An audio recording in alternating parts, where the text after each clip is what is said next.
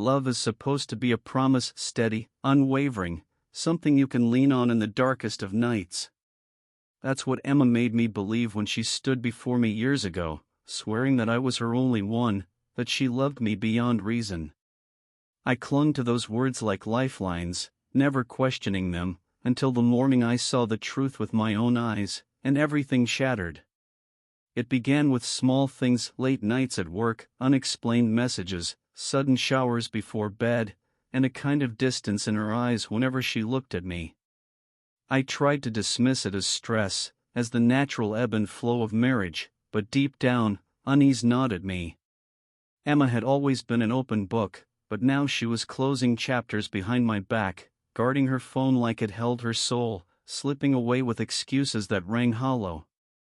One night, as she slipped into bed at nearly 2 a.m., her hair damp and her clothes smelling faintly of cologne that wasn't mine, I couldn't take it anymore.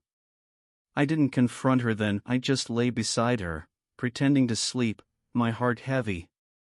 But the decision was already made: I would find out the truth, no matter how much it hurt. The very next night, she told me she was staying late again, some nonsense about helping a coworker with a project. I nodded, forcing a smile, and let her go. Then I followed. I kept my distance, headlights dimmed, my pulse hammering with each turn. She didn't drive toward the office.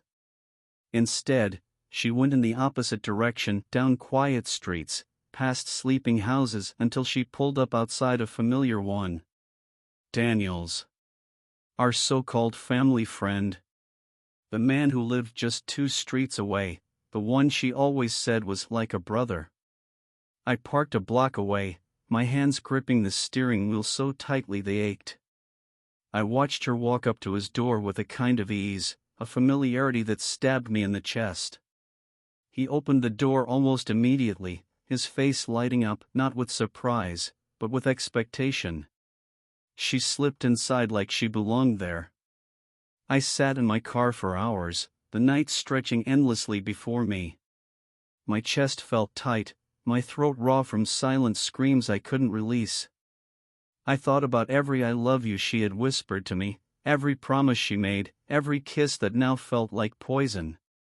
By the time the sky began to lighten, I was still there, parked and broken, waiting for the proof I didn't want.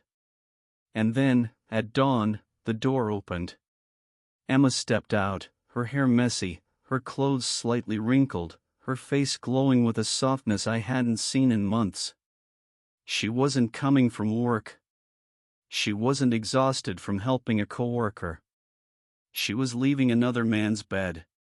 The sight nearly brought me to my knees. I wanted to run to her, to scream, to demand answers, but I couldn't move. My body was frozen, my soul in pieces. She looked around cautiously before hurrying to her car. She didn't see me. She didn't know I was there, watching my marriage crumble in real time. I drove home ahead of her, my mind numb, my chest hollow. When she walked in not long after, she tried to act normal, planting a kiss on my cheek as if nothing had happened. I stared at her, forcing myself not to recoil, and whispered only 2 words: "I know." Her body stiffened instantly. She pulled back, her face pale. "What do you mean?"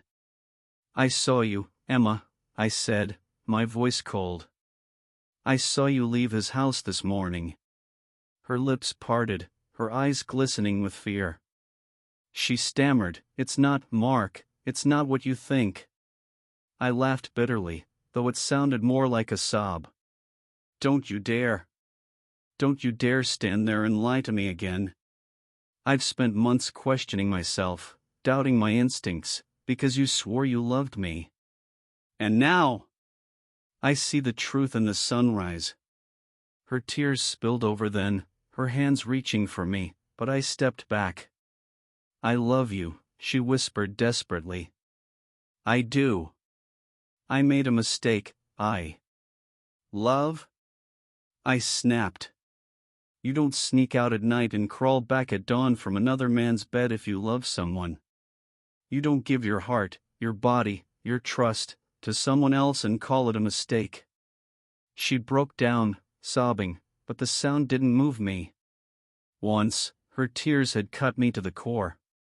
Now, they felt like another manipulation, another tool in her arsenal of lies.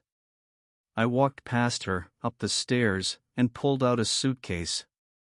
Each shirt I folded, each pair of shoes I packed, felt like sealing a coffin on the life I thought I had.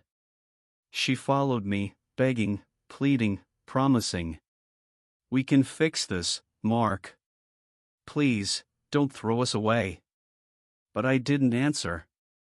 Because the truth was simple, she had thrown us away long before dawn revealed it.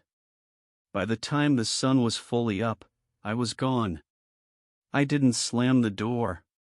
I didn't leave a note. I just left. In the weeks that followed, I heard whispers from neighbors, rumors of her continuing with Daniel, whispers of her regret when it fell apart. But none of it mattered anymore. She had shown me who she was. And I had finally chosen myself over her lies. Sometimes, in the early morning when the world is quiet, I think back to that dawn. I remember her stepping out of his house, her silhouette framed by the breaking light, and I realize it was symbolic. That was the dawn not of a new day for us, but of the end of everything. She claimed she loved me. But love doesn't sneak away in the night. Love doesn't betray in secret. Love doesn't leave you watching from the shadows as your heart walks into someone else's arms. And though it broke me then, it freed me now. Because the truth, as cruel as it was, gave me something her lies never could: clarity.